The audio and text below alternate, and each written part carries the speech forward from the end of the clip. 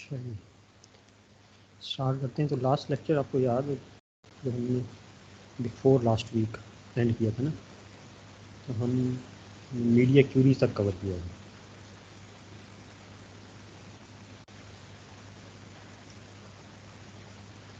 ठीक है, और मीडिया क्यूरीज के अंदर हमने फिर लैब के अंदर मीडिया क्यूरीज को यूज़ करते हुए डिफरेंट लेआउट्स क्रिएट किए। मीडिया क्यूरीज के अंदर आपके पास डिफरेंट सेक्शंस थे। ठीक है, first section was the media type, ठीक है, MT media type, and second was the media features.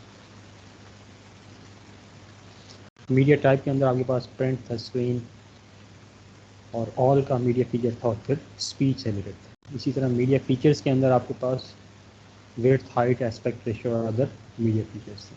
ठीक है, then using these media features in the lab basically हमने 3 डिफरेंट लेआउट्स क्रिएट किए थे, और 3 डिफरेंट लेआउट्स के लिए कितने ब्रेक पॉइंट्स डिफाइन किए थे? 2। तो मैंने आपको एक जनरल सा रूल बताया था कि जब भी आप रिस्पॉन्सिव वेब डिज़ाइन करते हैं, ठीक है, डिफरेंट लेआउट्स क्रिएट करते हैं फॉर डिफरेंट स्क्रीन साइजेस, तो आप बेसिकली ब्रेक पॉइंट्स को डिफाइन करते हैं। ठीक है, break point is a point at which you are going to change the layout of your web application. ठीक है, तो एज्यूम हम ये करते हैं कि फॉर एग्जांपल अगर हम मोबाइल फर्स्ट अप्रोच यूज़ कर रहे हैं, there are 2 approaches for that, mobile first approach MFA, and second is desktop first approach. अगर आप डेस्कटॉप फर्स्ट अप्रोच यूज़ कर रहे हैं तो आप जो आपके डिफ़ॉल्ट स्टाइल्स हैं they will be for the bigger screen B। ठीक है, फिर आप उनको चेंज कर, डिफ़ॉल्ट स्टाइल्स आपके बिगर स्क्रीन के लिए होंगे, फिर आप उसको फर्स्ट ब्रेक पॉइंट पे चेंज करेंगे फॉर द मीडियम स्क्रीन।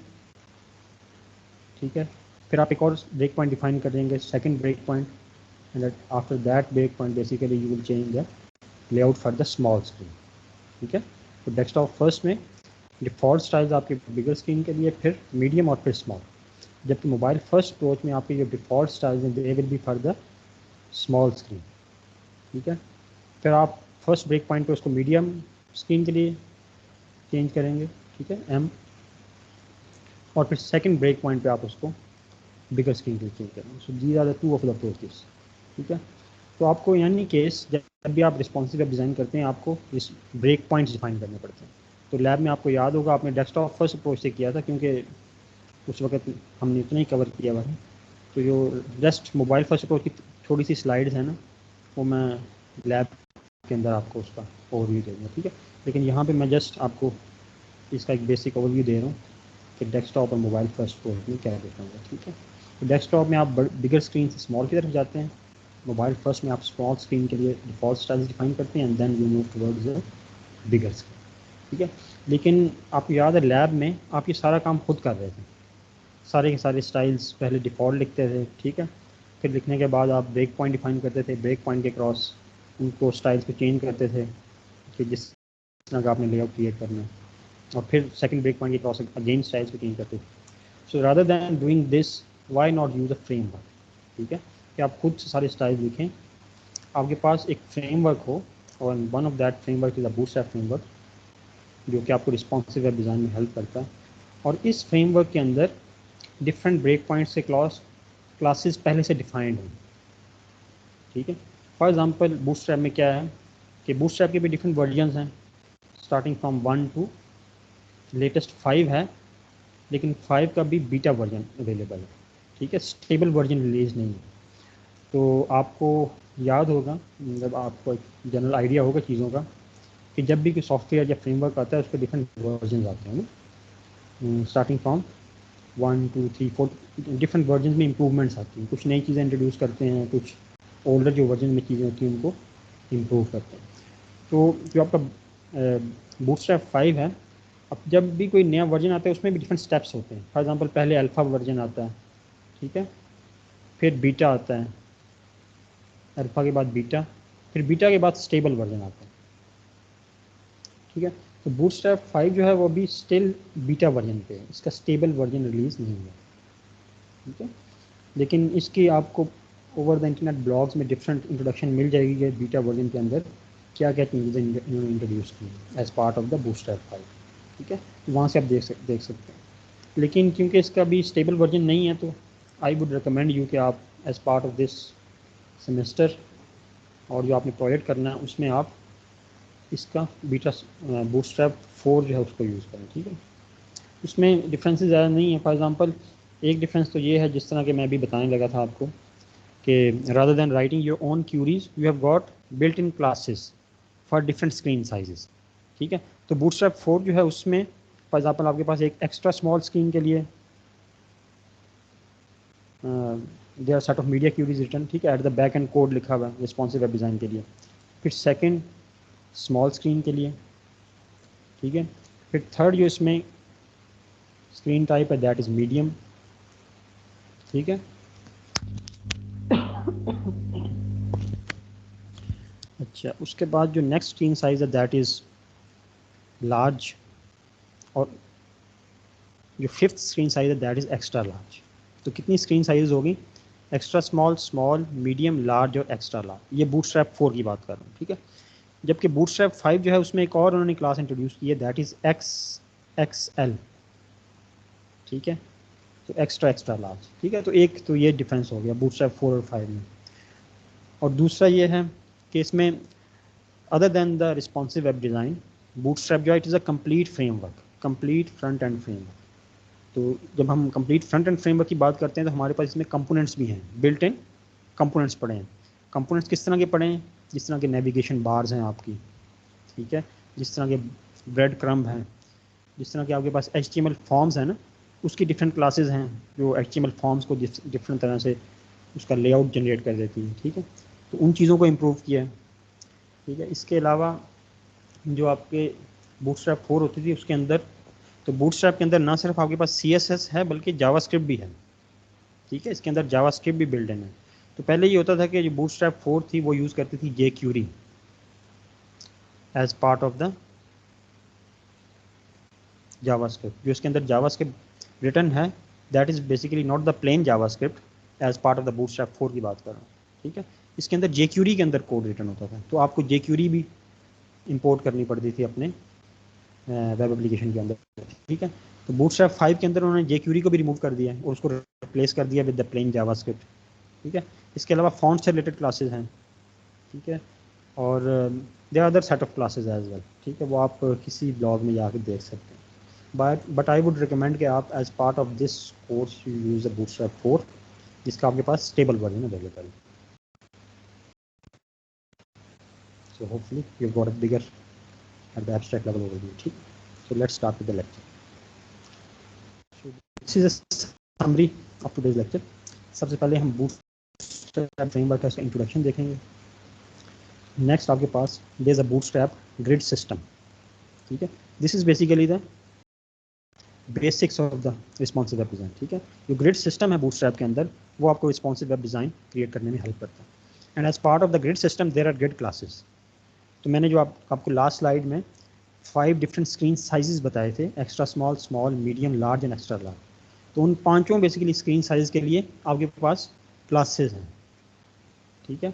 और वो क्लासेस डिपेंडिंग अपॉन कि आप किस स्क्रीन साइज़ के लिए किस कंपोनेंट को कितनी स्पेस देना चाह रहे हैं, तो आप करस्पॉन्डिंग क्लास को यूज़ करेंगे। अगर आप एक्स्ट्रा स्मॉल के लिए डिफाइन करना चाह रहे हैं तो फिर फॉर एग्जांपल एक्स्ट्रा स्मॉल की क्लास को यूज़ करेंगे। अगर आप लार्ज यूज़ करना चाह रहे हैं तो फिर LG की क्लास को यूज़ करेंगे, ठीक है। सो ग्रिड सिस्टम के अंदर आपके पास क्या है? ग्रिड क्लासेस, ठीक है। तो ये and these two basically topics are the basics of the responsive web design using the bootstrap. Then within the bootstrap we will see the example of the photo gallery, ठीक है। और ये photo gallery आपको जो different screen size के cross classes हैं उनको understand करने में हेल्प करें, ठीक है। फॉर एग्जांपल एक फ़ोटो जो बिगर स्क्रीन है, लार्ज स्क्रीन है, उसमें अगर इन पैरेलल आपके पास 5 to 6 फ़ोटोज़ आ सकती हैं, तो वही फ़ोटोज़ जो हैं वो एक्स्ट्रा स्मॉल स्क्रीन में हो सकता है आप एक फ़ोटो डिस्प्ले करें, ठीक है। और उसको स्क्रॉल बार से वो वर्टिकल स्क्रॉल बार से कंट्रोल करें। तो ये एग्जांपल काफ़ी आपके लिए इंटरेस्टिंग होगी to understand the grid system in the Bootstrap, ठीक है। Then they are different column layouts, इसके लिए भी क्लासेस हैं बूटस्ट्रैप के अंदर, हेल्पर क्लासेस जिसे कहते हैं, ठीक है। Then there are Bootstrap components, जो मैंने जो आपको लास्ट टाइम में बताया था, Bootstrap is a complete front end framework. So this means that it not only just has responsive web design classes, but also built-in components as well. And what are those components? Related to the navigation bar. ठीक है, आप plane CSS से खुद create करेंगे navigation bar, that would be carrying a lot of effort. ठीक है, आपको काफ़ी एफर्ट क्रिएट करनी, एफर्ट पुट करनी पड़ेगी. तो नेव बार क्लासेस हैं जिसको आप स्ट्रेट अवे यूज़ करें तो आपकी एक बड़ी with good look and feel I would say कि आपके पास एक नेव बार अवेलेबल हो. Then you have got jumbotron. ठीक है, जंबोट्रॉन इज़ लाइक जिस तरह आपके पास वेब एप्लीकेशन होती है ना, तो उसमें एक हेडर होता है, जिस तरह हम हेडर क्रिएट करते थे ना, तो लास्ट लैब में भी किया था. तो हेडर के लिए जंबोट्रॉन की क्लास है जो कि आपको फैसिलिटेट करती है कि काइंड ऑफ पैडिंग्स वगैरह ऐड कर देती है, मार्जिन ऐड कर देती है. तो एक जो प्रोफेशनल आपको वेब एप्लीकेशन का हेडर है उस तरह का हेडर नज़र आता है. ठीक है, सो ब्रेड क्रम्ब आपके वेब पेज की लोकेशन को डिफाइन करती है. तो लोकेशन किस तरह, फॉर एग्जांपल आपने होम के बाद आपके पास एक स्लैश होती है और अबाउट. तो करंटली अगर आप अबाउट पेज पे खड़े हैं, अबाउट वेब पेज पे हैं, तो इस तरह का आपको एक बार सी नज़र आती है ऑन योर वेब पेजेस. ठीक है, तो करंटली क्या बता रही होती है, you are at the about web page. और ये जो होम है, अगर आपने होम पे मूव करना हो, रादर देन कि आप जो ब्राउज़र का बैक बटन है उसको यूज़ करें, आप इस होम लिंक को यूज़ करके होम वेब पेज पे जाओ. So this is basically the breadcrumb. It defines the location of the current web page in your web page hierarchy. आपके वेब पेज की जो हायरार्की है उसकी करंट वेब पेज की location को define करता है. Then you have got the tables. आप टेबल्स को डिफरेंट तरह मॉडिफाई कर सकते हैं using the bootstrap. Then you have got different types of buttons as well, forms as well. और इसके अलावा आपके पास यूटिलिटी और भी क्लासेस हैं, जिस तरह फॉर एग्जांपल जो फ्लेक्स बॉक्स है या फ्लोट की प्रॉपर्टी है या फॉन्ट से रिलेटेड प्रॉपर्टी है, font size.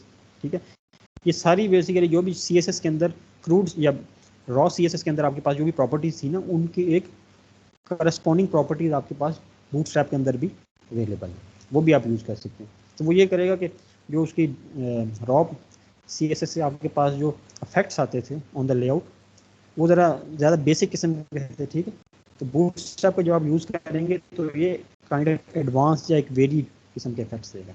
That will be quite interesting for you to see and understand. ठीक है, at the end we will see a responsive web design example using a web portal, जिसको मैंने दो different screen size के लिए, एक restaurant का web portal है उसके लिए रिस्पॉन्सिव वेब डिज़ाइन से लेआउट को क्रिएट किया.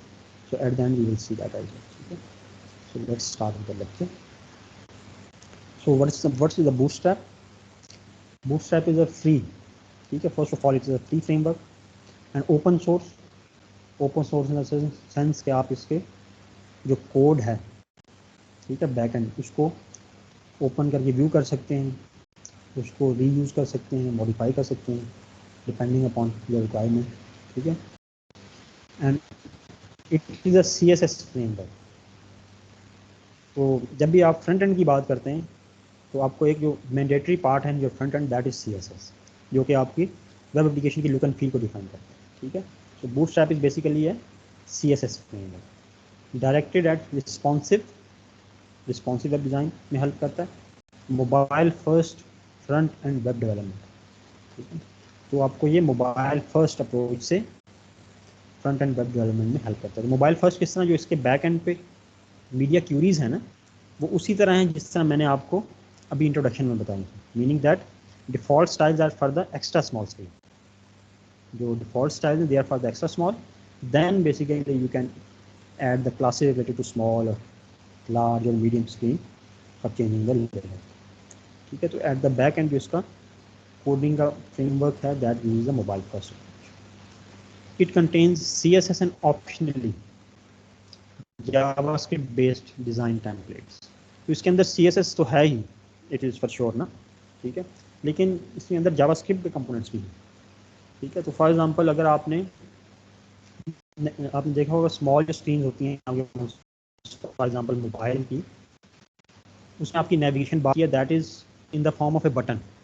यहाँ पे आपके पास एक बटन होता है जिसमें 3 horizontal for example lines drawn होती हैं, और इस बटन पे जब आप क्लिक करते हैं तो आपका नेविगेशन बार ओपन होता है. टॉगल बटन होता है. इस पर दोबारा क्लिक करेंगे तो ये नेविगेशन बार आपकी हाइड हो जाएगी. फिर दोबारा क्लिक करेंगे तो वो आपको विजिबल हो जाएगी। इसी को जब आप इसी नेविगेशन बार को जब आप बिगर स्क्रीन पे व्यू करेंगे तो it would be like this one, complete navigation bar होगी, बटन नहीं होगा आपके पास। आपके पास होम, अबाउट, कॉन्टैक्ट, जो भी आपके पास नेविगेशन बार की प्रॉपर्टीज़ हैं या आइटम्स हैं वो आपको नज़र आएंगी। तो switching between these two basically options, ठीक है, इज़ अवेलेबल। तो आपके पास जब स्मॉल स्क्रीन है तो आपको बटन क्लिक करना है। जब आप इस पर क्लिक करेंगे तो that is basically JavaScript event, ठीक है। अगर जावास्क्रिप्ट का इवेंट नहीं होगा तो आपका ये बटन क्लिकेबल नहीं होगा, नहीं करेगा, और in the basis of that आपकी नेविगेशन बार को डिस्प्ले और हाइड नहीं करेगा, ठीक है। So this is only possible due to JavaScript. तो आपके पास बूटस्ट्रैप के अंदर ना सिर्फ CSS है बल्कि जावास्क्रिप्ट के कंपोनेंट्स भी हैं। So navigation bar, toggleable navigation bar is one of the option.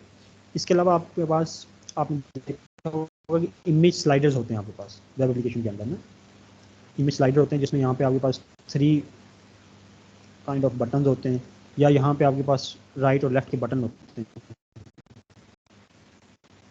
जो कि आपका इमेज स्लाइडर क्रिएट करने में हेल्प करते हैं, ठीक है। जब आप इस पर क्लिक करते हैं बटन पे तो आपका एक नेक्स्ट इमेज आ जाता है ना। तो for that purpose there is a in the carousel component in the Bootstrap, ठीक है। अब ये भी उसी वक्त पॉसिबल है जब आपके पास जावास्क्रिप्ट हो, तो क्योंकि इसके अंदर भी इवेंट्स इन्वॉल्व हैं, ठीक है। तो बूटस्ट्रैप के अंदर ना सिर्फ CSS के कंपोनेंट्स हैं बल्कि जावास्क्रिप्ट बेस्ड डिज़ाइन टेम्पलेट्स भी हैं। टाइपोग्राफी फॉर एग्जांपल, टाइपोग्राफी में अगर आप क्लासिफाई करें तो जब आप जो भी आपके फ़ॉन्ट का साइज़ हो गया, फ़ॉन्ट का वेट हो गया, फ़ॉन्ट के फॉर एग्जांपल जो डेकोरेशन वगैरह है, टेक्स्ट और फ़ॉन्ट से रिलेटेड जो भी प्रॉपर्टीज़ हैं, they are classified under the typography, ठीक है। Typing of the text. Second is the forms. Forms का तो आपको आइडिया है, बटन्स, ठीक है। तो ये फॉर्म्स वही हैं जो कि HTML फॉर्म्स हैं, उससे रिलेटेड आपके पास टेम्पलेट्स हैं। Buttons different types of buttons हैं, different types of navigation bars हैं एंड अदर इंटरफेस कंपोनेंट्स। तो जो भी आपके बेसिकली इंटरफेस पे कंपोनेंट्स हैं उन सारों से रिलेटेड टेम्पलेट्स अवेलेबल हैं। आप वो ओवर द वेब देख भी सकते हैं जो कि बूटस्ट्रैप में डेवलप हों, and they are developed using the CSS and optionally with the JavaScript as well, ठीक है। तो it is a powerful front end framework that helps create websites faster and easier. तो जब भी आप बूट्स जो कोई भी फ्रेमवर्क यूज़ करते हैं तो आप बेसिकली डेवलपमेंट को फास्ट, ठीक है, फास्ट इन द सेंस जब कंपोनेंट्स को रीयूज़ करेंगे। इस सिनेरियो में जब आप मीडिया क्यूरीज के अंदर खुद से स्टाइल्स राइट नहीं करेंगे बल्कि क्लासेस जो बिल्ट इन अवेलेबल है उनको यूज़ करेंगे, तो you are basically making your web development faster और ईजियर इस तरह कि आपको एट द बैक एंड अगर CSS ग्रेट डिटेल अगर नहीं भी आती तो फिर भी आप एक फ्रंट एंड क्रिएट कर सकते हैं। So in that context it is faster. So it was first released in August 2011, ठीक है, ऑन गिटहब। तो ये फर्स्ट टाइम 2011 में रिलीज़ हुई थी और अभी भी इसके वर्जन आ रहे हैं। Latest one is in the जो कि इन प्रोग्रेस है, दैट इज़ बूटस्ट्रैप 5। अच्छा, कोई क्वेश्चन हो किसी को?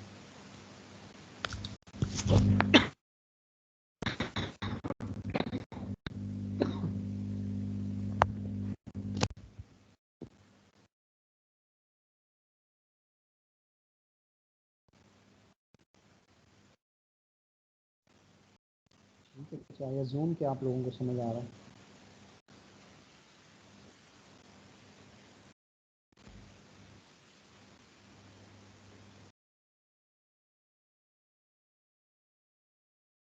सर ये ड्रैग एंड ड्रॉप सिस्टम में क्या ही था अभी क्या?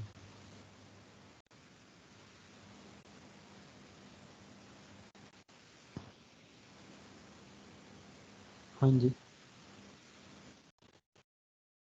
सर इसको यूज किस तरह किया जाता है, मतलब ये सवाल ही। आपकी आवाज़ थोड़ी कट गई थी, दोबारा प्लीज़। सर इसको किस तरह यूज किया? हाँ जी, महमूद।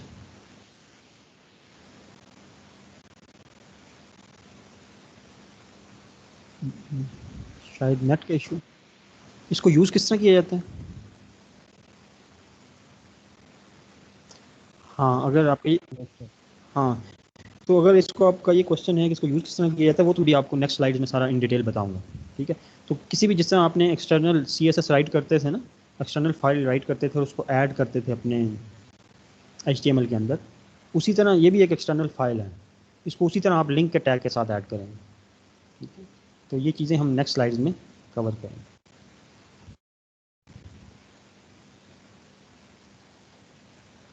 तो let's start with what is the grid.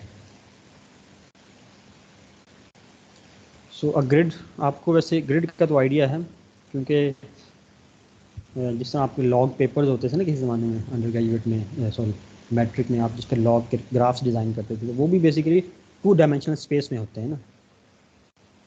ठीक है, तो उसी से अगर आप ड्राइव करें तो grid is basically a 2 dimensional space.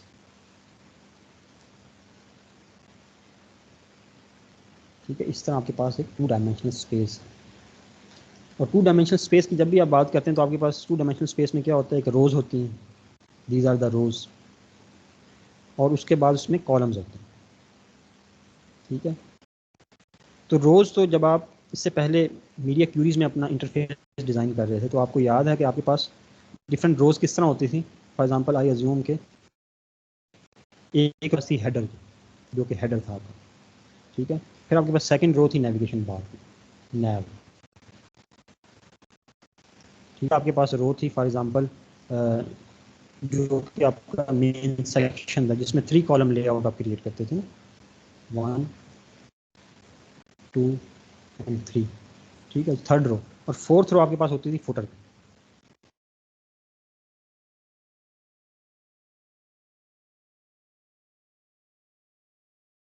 तो 4 रोज होगी ना।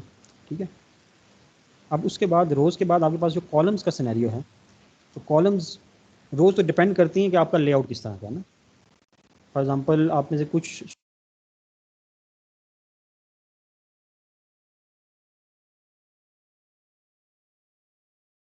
3 टूवर्ड्स, फ्रॉम 4 रोज टूवर्ड्स 3। ठीक है, आप मूव कर जाएंगे। लेकिन कॉलम्स जो हैं, कॉलम्स बूटस्ट्रैप का जो फ्रेमवर्क है इसके अंदर फिक्स्ड होते हैं, and there are 12 of them, 12 column होते हैं। ठीक है, अब इन 12 कॉलम्स को आपने डिवाइड करना होता है फॉर ये कंपोनेंट्स। तो अगर मैं इसी लेआउट को रेफर करूं जो मैंने अभी लेफ्ट साइड पे ड्रॉ की है, तो आपका हेडर जो है, how much space it is taking 100% of the layout. तो कितने 12 के 12 कॉलम्स आपका हेडर ले रहा है। ठीक है, इस तरह नेविगेशन बार जो है आपकी, that is also taking 100% width. तो ये कितने कॉलम्स ले रही होगी, it is also taking 12 columns. उसके बाद जो नेक्स्ट रो है जिसमें 3 कॉलम लेआउट है, मेन सेक्शन है 1 2 एंड 3। अब ये जो है, इसमें आपको इन तीनों कॉलम को डिवाइड करना पड़ेगा कि आपने 12 कॉलम्स के अंदर किस तरह अकोमोडेट करना है। तो फॉर एग्जांपल 3, अगर आप इनको 3 इक्वल कॉलम्स कह देंगे तो आपके ये फर्स्ट कॉलम भी 4 ले रहा होगा, सेकंड कॉलम भी 4 कॉलम्स ले रहा होगा, और थर्ड कॉलम भी 4 ले रहा होगा। 4 + 4 + 4 इज इक्वल टू 12। तो अगेन ये 12 हो जाएगा। ठीक है, या अगर आप कहेंगे कि नहीं, मेन सेक्शन जो है मिडल वाला वो थोड़ा ज़्यादा एक्सपेंडेड है और लेफ्ट राइट वाले सेक्शंस जो हैं they are taking less width, तो आपका मेन सेक्शन जो है it might be taking 6 columns, और राइट और लेफ्ट वाले जो बेसिकली आपके साइड मेन्यूज़ हैं they are taking for example 9 3 + 3। ठीक है, 6 + 3 9 + 3 12। तो इस तरह आपके 12 कॉलम्स कंप्लीट हो जाएंगे। तो आपके पास ये बूटस्ट्रैप है, इसके अंदर रोज तो डिपेंड करती हैं आपके लेआउट पे, लेकिन कॉलम्स जो हैं वो फिक्स हैं, and they are 12 of them. ठीक है, तो आपने बेसिकली अपने लेआउट को कंसीडर करते हुए कॉलम्स असाइन करते हैं। ठीक है, तो हेडर जो है अगर वो कंप्लीट विड्थ ले रहा है, meaning that it is taking 12 columns. अगर आपका नेविगेशन बार कंप्लीट विड्थ ले रहा है, इट इज़ टेकिंग 12 कॉलम्स। ठीक है, अगर थर्ड जो आपका रो है which is a 3 column layout, उसमें अगर आपके पास तीन कॉलम्स हैं, so each of that column is basically taking 4 columns. ठीक है, सो 4 + 4 + 4 इज इक्वल टू 12। ठीक है, again footer taking 12 columns. So this is how basically you utilize the 12 columns of your layout. ठीक है, तो इसके डिफरेंट ऑप्शन हो सकते हैं, तो हम सीक्वेंस स्लाइड्स में और भी इसकी डिटेल्स देखें। तो बेसिकली ग्रिड क्या है in graphic design? A grid is a structure, usually 2-dimensional, made up of a series of intersecting straight vertical and horizontal lines used to structure content. ठीक है, तो अपने आपके जो कंटेंट है उसको स्ट्रक्चर करने के लिए the set of intersecting horizontal and vertical lines. इसी को बेसिकली हमने ग्रिड डिफाइन किया, ठीक है। तो it contains up to 12 columns, और इससे नीचे जो ये थ्योरी है ये आप खुद रीड कर सकते हैं, ठीक है। Bootstrap 4 is mobile first in the sense that the code for Bootstrap now starts by targeting smaller devices, ठीक है, and then expands components and grids for the largest ones, ठीक है। How you can use a grid in different ways है। आप basically आपके पास 12 columns हैं, लेकिन आप उसको लेआउट डिज़ाइन के लिए किस तरह यूज़ कर सकते हैं in different ways. So moving from top to bottom, मैं नीचे से ऊपर की तरफ मूव करूँगा, ठीक है। तो सबसे नीचे आप देखें, जो मैंने आपको लास्ट स्लाइड में बताया था कि वन ऑफ द सिनेरियोज का आपका हेडर जो है वो 12 कॉलम्स ले रहे हैं, ठीक है। So one of the ways you can assign all the 12 columns to one component, सबसे नीचे वाला आपको रो जो नज़र आ रही है, ठीक है। Another option is you assign 11 columns to one component and 1 column to a separate component। इसका क्या सिनेरियो हो सकता है, आपके जो वेब एप्लीकेशंस होती हैं उसमें नॉर्मली ये भी होता है इन सम सिनेरियोज के आपके पास लेफ़्ट साइड पे टेक्सचुअल डिस्क्रिप्शन होती है आपकी एप्लीकेशन की, और राइट साइड पे एक लोगो होता है, ठीक है। लोगो भी हो सकता है ना राइट साइड पे। अब ये हो सकता है कि लेफ्ट साइड पे टेक्सचुअल डिस्क्रिप्शन है, it is taking 11 columns and logo is taking 1 column, ठीक है। इट इज़ पॉसिबल कि ये लेफ्ट साइड पे टेक्सचुअल डिस्क्रिप्शन है, इट इज़ टेकिंग 10 कॉलम्स, जो कि आपको थर्ड लास्ट रो है, और लोगो जो है वो 2 कॉलम्स ले रहे हैं। फिर 9-3 का कम्बिनेशन भी हो सकता है, ठीक है। इट इज़ पॉसिबल कि आप 8 कॉलम्स असाइन कर दें और राइट साइड पे 4 कॉलम्स जो हैं वो एम्प्टी रहने दें, दिस इज़ योर चॉइस, ठीक है। फिर 7-5 का कम्बिनेशन हो सकता है, 6-6 का कम्बिनेशन हो सकता है, 2 कॉलम लेआउट अगर है आपके पास, 2 इक्वल कॉलम्स का ले सिनेरियो, फिर 5-7, फिर लेफ्ट साइड पे आप एम्प्टी छोड़ सकते हैं और 8 कॉलम असाइन कर सकते हैं। इसी तरह आपके पास अगर बॉटम टू टॉप जाएं, तो these are different configurations available as part of the grid. अच्छा, अब इसमें एक और जो डायमेंशन है वो ये भी हो सकती है कि आप किसी भी कंपोनेंट को 12 कॉलम्स या मोर नंबर ऑफ कॉलम्स असाइन कर दें for the smaller screen. For example small screen में आपके पास, जिस तरह हमने रिस्पॉन्सिव वेब डिज़ाइन की एग्जांपल में देखा था कि आपके पास 4 डिफरेंट स्क्रीन साइजेस थे। एक आपके पास डेस्कटॉप था, एक लैपटॉप था, एक मोबाइल था, एक बेसिकली आईपैड था शायद, और एक मोबाइल था ना, ठीक है। अब मोबाइल पे जो आपका 3 कॉलम लेआउट, डेस्कटॉप पे जो कि आपका 3 कॉलम लेआउट है, जिसमें बराबर में 3 कॉलम हैं, 1, 2 एंड 3, वही मोबाइल में आपके पास 1 कॉलम लेआउट बन जाता था, stacked upon one another. Stacked meaning that पहला कॉलम, फिर उसके बाद नीचे दूसरा कॉलम और फिर तीसरा कॉलम, और आप व्यू करते थे यूजिंग वर्टिकल स्क्रॉल बार, ठीक है। तो आप अब ये भी basically this is another aspect of the grid in the sense कि आप नंबर ऑफ कॉलम्स को चेंज कर रहे हैं विद डिफरेंट स्क्रीन साइज, ठीक है। डेस्कटॉप पे जो आपके पास कंपोनेंट्स है जो कि 4 कॉलम्स ले रहे थे, ठीक है। स्मॉल स्क्रीन पे वही, या एक्स्ट्रा स्मॉल स्क्रीन पे वही कंपोनेंट्स जो आपके 12 कॉलम्स ले रहे हैं, ठीक है। फर्स्ट जो कॉलम है it is also taking 12 columns, second column is also taking 12 and third column is also taking 12 column. So there 2 dimension for that purpose. एक तो ये है कि आप किसी एक स्क्रीन साइज के कंटेक्स्ट में देखें कि आपने किस कंपोनेंट को कितने कॉलम्स असाइन करने। सेकंड ये है कि आप जब अपने लेआउट को चेंज करेंगे उसमें भी नंबर ऑफ़ कॉलम्स को मॉडिफाई करेंगे। इट इज़ पॉसिबल कि एक्स्ट्रा स्मॉल स्क्रीन में जो आपका कंपोनेंट है जो कि 12 कॉलम्स ले रहा है सिंगल कंपोनेंट, वो लार्ज स्क्रीन में 4 कॉलम्स ले ले, तो उसके बराबर में फिर 4 कॉलम्स के अंदर 2 और आपके पास कंपोनेंट्स आ गए, ठीक है। यही चीज़ हम डिस्कस करेंगे और इसकी एग्जांपल में दिखाऊंगा when we will discuss the photo gallery, ठीक है। तो फोटो गैलरी के अंदर आपको इस चीज़ का आइडिया हो जाएगा। होपफुली यू हैव अंडरस्टूड इसमें बेसिक स्पेस ग्रिड। खुद ब खुद ही आ जाती है, जैसे 11 कॉलम और 1 में स्पेस आई हुई है। हाँ जी, हाँ जी, ये जो स्पेस है इसको बेसिकली बूटस्ट्रैप की टर्म में गटर कहते हैं ना, गटर विड्थ, GUTTER।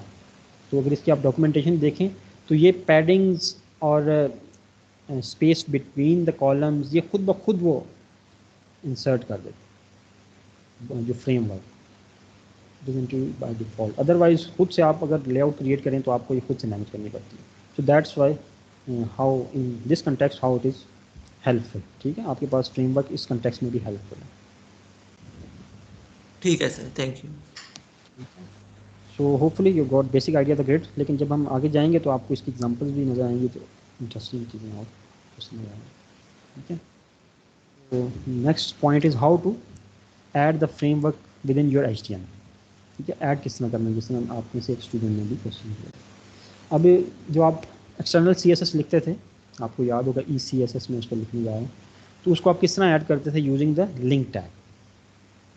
तो ये भी बेसिकली आपकी एक एक्सटर्नल फाइल ही है। ठीक है, बूटस्ट्रैप की भी, जो बूटस्ट्रैप फ्रेमवर्क की जो CSS फाइल है, that is also an external file. तो इसको भी आप इसी तरह ऐड करेंगे। One of the way you can add is by using link tag, जो कि सबसे लास्ट वाला पॉइंट है। ठीक है, मैं ऊपर वाला पॉइंट आपको बाद में बताऊंगा, पहले लास्ट वाला। इसमें ये क्या है, लिंक टैग है, और उसके अंदर href से हमने bootstrap.min.css को ऐड कर दिया। So this is one of the way we can add the Bootstrap framework. और अब जब ऐड कर दिया आपने bootstrap.min.css, इसके बाद आप इसके अंदर जो भी फीचर्स हैं, जो भी क्लासेस हैं रिलेटेड टू द ग्रिड और कंपोनेंट्स और other classes, they are available as part of your HTML। तो आप उनको अपनी HTML के अंदर यूज़ कर सकते हैं। सो this is one of the way for adding the Bootstrap framework inside your HTML, कि आप उसको लिंक के टैग के थ्रू href एट्रीब्यूट के अंदर उसका पाथ मेंशन करें। ठीक है, और min.css means that this is the minified version. ठीक है, bootstrap.css फाइल भी है, लेकिन वो मिनिफाइड वर्जन नहीं है। मिनिफाइड वर्जन मीन्स दैट कि आपकी जब भी CSS फाइल होती है तो आपको आइडिया है कि उसमें कमेंट्स भी होते हैं ना, CSS में कमेंट्स भी ऐड करते हैं। जब भी प्रोफेशनली कोई भी फाइल लिखी जाती है उसके अंदर कमेंट्स भी होते हैं, फिर उसके अंदर लाइन ब्रेक्स होती हैं। ठीक है, मल्टीपल लाइंस में स्टाइल्स को लिखा जाता है। सो ये जो दो फैक्टर्स हैं, कमेंट्स और line breaks, they add to the size of the file. ये फाइल के साइज़ को इंक्रीज़ कर देती है। जब हम इन दोनों चीज़ों को रिमूव कर दें तो आपका जो फाइल का साइज़ है वो रिड्यूस हो जाता है। ठीक है, तो bootstrap.css जो सिंपल फाइल है उसका साइज़ बड़ा है। जब हम ये दोनों चीज़ें रिमूव कर देंगे, कमेंट्स को और जो वाइट स्पेसेस हैं उसको रिमूव करते हैं, तो इसका साइज़ रिड्यूस हो जाता है। ठीक है, so that basically is transformed into a minified version. फिर हम उसको मिनिफाइड करें, तो वो जो वर्जन है बूटस्ट्रैप का, दैट इज़ bootstrap.min.css। ठीक है, अब एक तो तरीका ये है कि आप लिंक के टैग से ऐड करें। Second way is by using the CDN approach. ठीक है, and CDN stands for content delivery network. ठीक है, अब बेसिकली ये एक रिसर्च की टर्म है, इसमें रिसर्च भी होती है।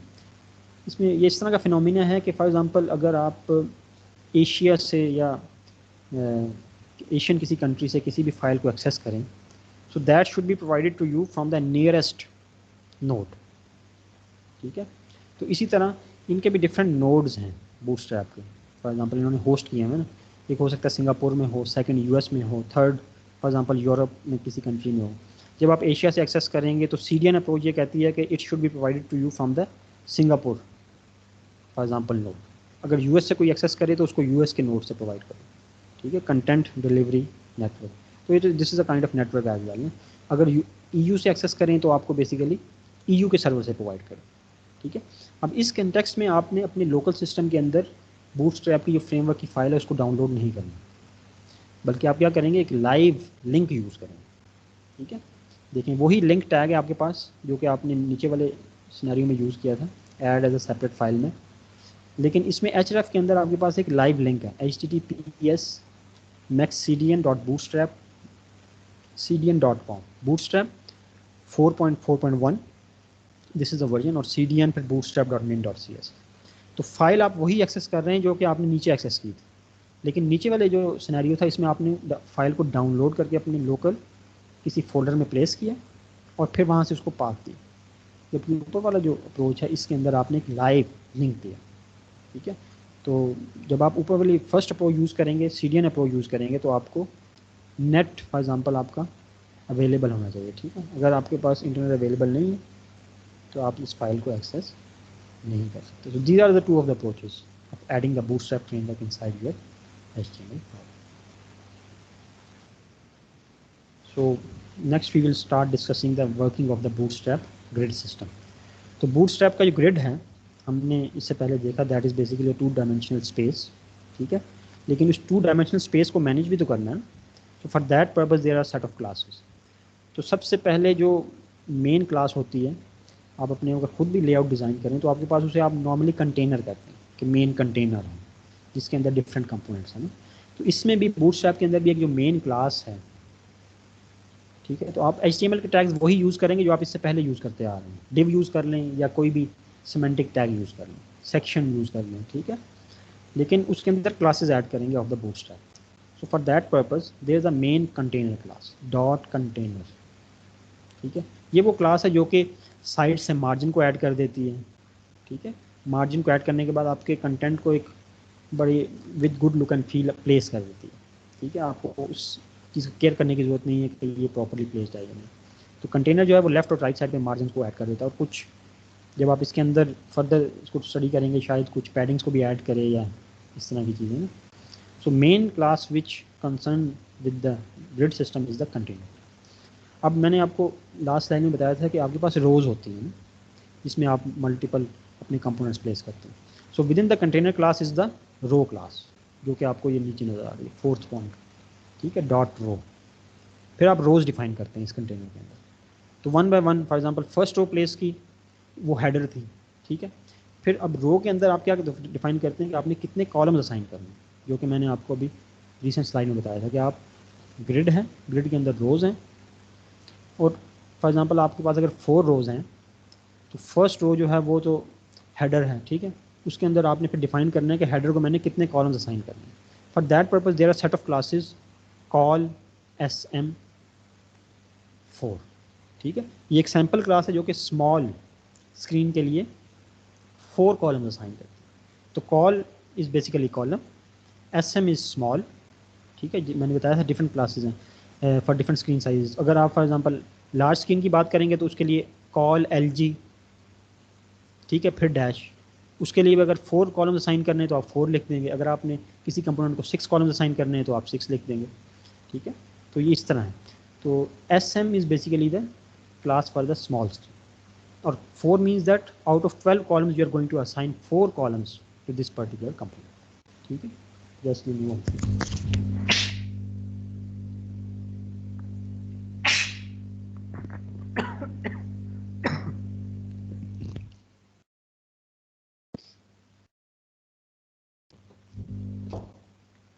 ठीक है। तो सबसे पहले आपके पास मेन कंटेनर आ गया, कंटेनर के अंदर रो आ गई, और रो के अंदर फिर कॉलम आ गए, ठीक है। इस तरह डिफाइन करेंगे। तो इसके अलावा ये बाकी थ्योरी है, ये इसको आप रीड कर सकते हैं। इससे नेक्स्ट स्लाइड्स हैं उसमें हम फर्दर इनको कंटेनर और रो कॉलम्स को देखेंगे, ठीक है। So row must be, just मैं उसको रोज भी कर दूँ, row must be placed within the container, use rows to create horizontal columns, content should be placed within columns, and only columns may be immediate children of the rows, ठीक है। container, row और column, so rest you can look at that yourself. तो इसका जो HTML view होगा, for example bootstrap जब आप use करेंगे, how it would be like this one. तो इसमें डिव्स यूज़ किए हैं, आप डिव की बजाय कोई भी और सिमेंटिक टैग यूज़ कर सकते हैं। फॉर एग्जांपल सेक्शन जिसमें हमने यूज़ किए थे उसके अंदर आर्टिकल्स हैं, वो भी यूज़ कर सकते हैं। अच्छा, अब इसमें एक मेन डिव है जो कि एंड पे, यहाँ पे एंड हो रहा है, ठीक है। उसके बाद इस डिव के अंदर आपके पास एक और डिव है जो यहाँ एंड हो रहा है, और फिर थर्ड डिव। मेन डिव के अंदर कौन सी क्लास ऐड की हुई है? कंटेनर। ये कंटेनर है, इसके अंदर जो डिव है उसके अंदर कौन सी क्लास है? रो, ठीक है। फिर इस रो के अंदर कौन सी क्लास है? Class is equal to col MD4, और ये जो टेक्स्ट लिखा हुआ है कॉल 1, यहाँ पे आपका कंपोनेंट होगा जो भी आपने प्लेस करना है, जिसको मीडियम स्क्रीन के लिए 4 कॉलम असाइन करने हैं। MD स्टैंड्स फॉर मीडियम, ठीक है। तो यहाँ पे हो सकता है आपका एक इमेज हो, या कोई टेबल हो, या कोई फॉर्म हो, डिपेंड करता है कि आपने कौन सा HTML कंपोनेंट यहाँ प्लेस करना है। तो उस HTML कंपोनेंट को आपने इस कॉल 1 जो टेक्स्ट है इसकी जगह प्लेस करना है। So meaning that this call 1 text is carrying 4 columns for the medium screen, ठीक है। तो सबसे पहले आपके पास क्या है? मेन कंटेनर है, फिर रो है, और फिर कॉलम्स है। अब क्योंकि 4 है तो नीचे इसके बाद डॉट्स भी लगे हैं ना, तो इट इज़ क्वाइट पॉसिबल कि यहाँ पे एक और डिव हो जिसके अंदर आपने क्लास फिर आप ऐड कर दें कॉल MD4,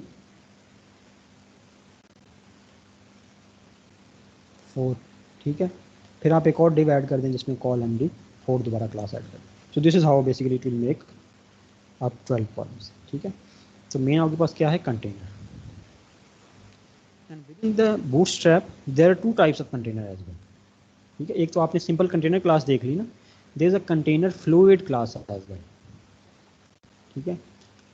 तो कंटेनर और कंटेनर फ्लूइड में क्या डिफरेंस है, तो इसके बाद जो नीचे जो बुलेट पॉइंट है इसको हम पहले रीड करेंगे, फिर मैं आपको डिस्क्राइब करेंगे। The container fluid class provides a full width container spanning the entire width of the view port, ठीक है।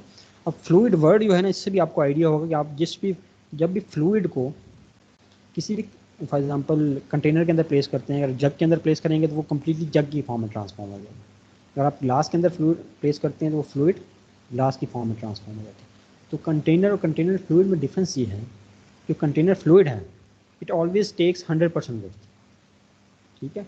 ये 100% विड्थ लेगा, और जो ही आप स्क्रीन के साइज़ को इंक्रीज़ या डिक्रीज़ करेंगे, फॉर एग्जांपल साइज़ को आप स्क्रीन के इंक्रीज़ या डिक्रीज़ कर रहे हैं, तो ये प्रोपोर्शनली अपने आप को रीएडजस्ट करेगा कंटेनर। फॉर एग्जांपल अगर आपने 2 या 20 पिक्सल्स रिड्यूस किया स्क्रीन का साइज़, तो आपका कंटेनर जो है इमीडिएटली अपने आप को रीएडजस्ट कर लेगा, ठीक है। That's what fluid is. लेकिन जो सिंपल कंटेनर है, जो कि हमने लास्ट स्लाइड में भी देखा है, it has kind of fixed size, ठीक है, to with respect to different screen size. इसके पास फिक्स्ड साइज़ है, ये अपने आप को जब तक उस ब्रेक पॉइंट को आप ब्रेक नहीं करते अपने आप को रीएडजस्ट नहीं करते, ठीक है। तो इसमें ये डिफरेंस है। हम इस डिफरेंस को और भी नेक्स्ट एग्जांपल में भी मैं दिखाऊंगा, लेकिन होपफुली मैं दोबारा इसको एक दफ़ा कर देता हूँ। तो फ्लूइड कंटेनर फ्लूइड जो है, ये even with the change of width of the view port of 1 pixel ये अपने आप को रीएडजस्ट करेगा। जबकि जो सिंपल कंटेनर है वो ब्रेक पॉइंट्स का वेट करेगा, जब ब्रेक पॉइंट ब्रेक होगा फिर अब एक नया फॉर एग्जांपल एक फिक्स्ड विड्थ कंटेनर रीजनरेट होगा, ठीक है। अब उसके साइज़ क्या होंगे वो हम डिस्कस करते हैं। तो कंटेनर फ्लूइड तो आसान हो गया ना कि इट इज़ टेकिंग 100% विड्थ, इसमें तो फिक्स्ड साइज़ का कंसर्न नहीं है, ठीक है। जो सिंपल कंटेनर है उसमें ये ऊपर जो टेबल नज़र आ रहा है आपको, इट इज़ क्वाइट इंटरेस्टिंग। जब आपकी स्क्रीन की विड्थ लेस दैन 576 पिक्सल्स होगी which is extra small category, ठीक है, तो आपका कंटेनर और कंटेनर फ्लूइड दोनों एक ही तरह बिहेव करेंगे, both of them will behave in the same way, दोनों 100% विड्थ लेंगे, ठीक है। लेकिन इससे जब स्क्रीन साइज़ इंक्रीज़ होंगी फिर चीज़ें इंटरेस्टिंग होती हैं। तो जब आपका स्क्रीन साइज़ का जो व्यू पोर्ट की विड्थ है उसका साइज़ 576 पिक्सल्स के इक्वल या उससे ग्रेटर होगा, तो कंटेनर की विड्थ क्या होगी, दैट वुड बी 540 पिक्सल्स। अब ये 100% विड्थ के क्रॉस अपने आप को एडजस्ट नहीं करेगा कि 576 है तो मैं उसके हिसाब से अपने आप को एडजस्ट कर लूँ, ठीक है। ये 540 पिक्सल ही होगा। अब ये 540 पिक्सल कंटेनर की विड्थ कब तक रहेगी, जब तक कि मीडियम का ब्रेक पॉइंट ब्रीच नहीं होता, मीनिंग दैट 768 पिक्सल्स का ब्रेक पॉइंट ब्रीच नहीं होता, उस वक्त तक ये 540 पिक्सल का कंटेनर रहेगा फिक्स्ड। जब 768 पिक्सल्स का ब्रेक पॉइंट ब्रेक होगा तो ये अपने आप को रीएडजस्ट करेगा और 720 पिक्सल्स पे अपनी विड्थ को एडजस्ट कर देगा, ठीक है। अब ये 720 पिक्सल्स कब तक रहेगी, जब तक 992 पिक्सल्स का जो ब्रेक पॉइंट है वो ब्रेक नहीं होगा। तो फिर जब 992 पिक्सल्स का ब्रेक पॉइंट ब्रेक होगा तो that is basically the large screen size. ऊपर अब टेक्स्ट भी पढ़ते जाएँ, ठीक है, एक्स्ट्रा स्मॉल से फिर स्मॉल में आए थे, फिर मीडियम, और 992 पे बेसिकली लार्ज कैटेगरी में आ जाते हैं, large category of screen size. तो इसमें अपने आप को रीएडजस्ट करेगा container to the width 960 pixel. और उसके बाद एक्स्ट्रा लार्ज जब स्क्रीन साइज़ 1200 होगा या उससे ग्रेटर, तो ये कंटेनर अपने आप को दोबारा एक्सपेंड करके 1140 पिक्सल तक ले जाए, ठीक है। जबकि कंटेनर फ्लूइड जो है वो 100% वही सिनेरियो यूज़ करता रहेगा जो कि हमने एक्स्ट्रा स्मॉल के लिए दिया, ठीक है। तो कंटेनर जो है extra small meaning like less than 576 तक तो 100% विड्थ यूज़ करेगा, लेकिन उसके बाद फिर 540 पिक्सल, 720 पिक्सल्स, 960 और 1140 के फिक्स्ड विथ कंटेनर यूज़ करेगा, ठीक है। Now you might be thinking के why not use the container fluid which is better basically in terms of कि वो अपने आप को रीएडजस्ट करता है with every change in the pixel, ठीक है। वो उसमें at the back end logic ये है कि जब भी हमने रिस्पॉन्सिव वेब डिज़ाइन का टॉपिक कवर किया था उस वक्त भी आपको याद होगा कि हमने स्क्रीन की कैटेगरीज डिफाइन कर ली, ठीक है। Normally in the real life इसी तरह होता है कि हमारे पास स्क्रीन की कैटेगरीज होती हैं, 4 स्क्रीन टाइप्स हैं या 3 हैं। 3 हों तो नॉर्मली काफ़ी आसान होता है कि स्मॉल, मीडियम और लार्ज, ठीक है। तो हमारे पास अगर 3 स्क्रीन साइज हैं इन द प्रैक्टिकल टर्म्स, जो कि हमारे पास मोबाइल है, आईपैड है और लैपटॉप और डेस्कटॉप को एक ही कैटेगरी में प्लेस कर दें, तो हमारे पास फिक्स्ड ब्रेक पॉइंट्स हैं। Why to basically change the layout at every pixel, क्योंकि जब आप इस कंटेनर फ्लूइड यूज़ करेंगे तो फिर आपको लेआउट को भी बेसिकली देखना पड़ेगा ना, कि अगर वो कंटेनर अपने आप को रीएडजस्ट कर रहा है विद ईच पिक्सल तो आपका लेआउट किस तरह रिस्पॉन्ड करेगा।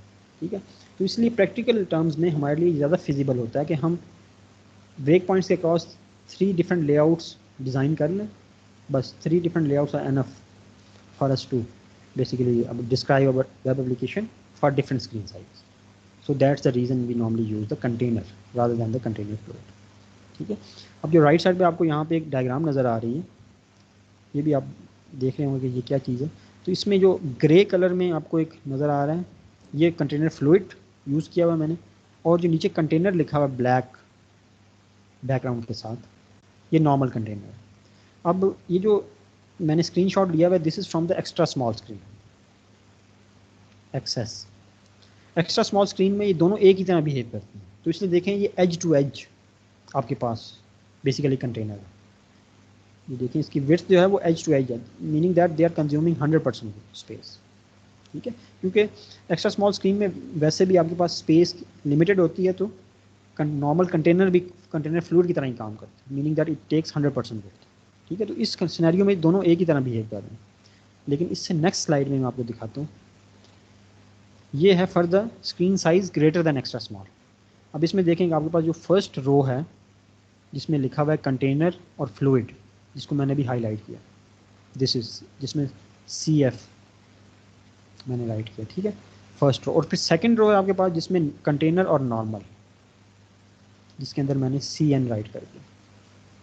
ठीक है, अब इन दोनों रोज को देखें, for the greater screen size container fluid या it is still taking 100% width, वो अभी भी 100% विड्थ ले रहा है, meaning that edge to edge आपके पास एक उसने कंटेनर जनरेट किया, जबकि नॉर्मल कंटेनर जो है it is giving margin on the left and right, white space, meaning that it is a fixed with container. ठीक है, तो for the screen size greater than extra small, normal container और fluid container different तरह behave करते हैं। Normal container जो है वो जो आपके स्क्रीन साइज हैं उसको फिक्स्ड विद कंटेनर यूज़ करता है, और फिक्स्ड विड्थ क्या है वो हमने लास्ट टेबल में देखी है, लास्ट स्लाइड में, कि 5-7 स्मॉल के लिए क्या है, मीडियम के लिए क्या है, लार्ज के लिए क्या है और एक्स्ट्रा लार्ज के लिए क्या है, जबकि कंटेनर फ्लूइड जो है वो 100% विड्थ है।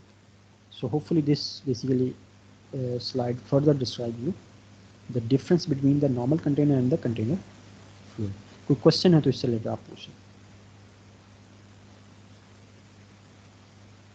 सर इसमें हल्का सा समझ नहीं आया, जो पहली स्क्रीन है वो क्या दिखा रही है, मतलब हाँ, ये जो ऊपर वाली फर्स्ट रो जो है, हाँ, इसमें मैंने जो फॉर एग्ज़ाम्पल क्लास यूज़ की है ना बूटस्ट्रैप की, वो मैंने यूज़ की है।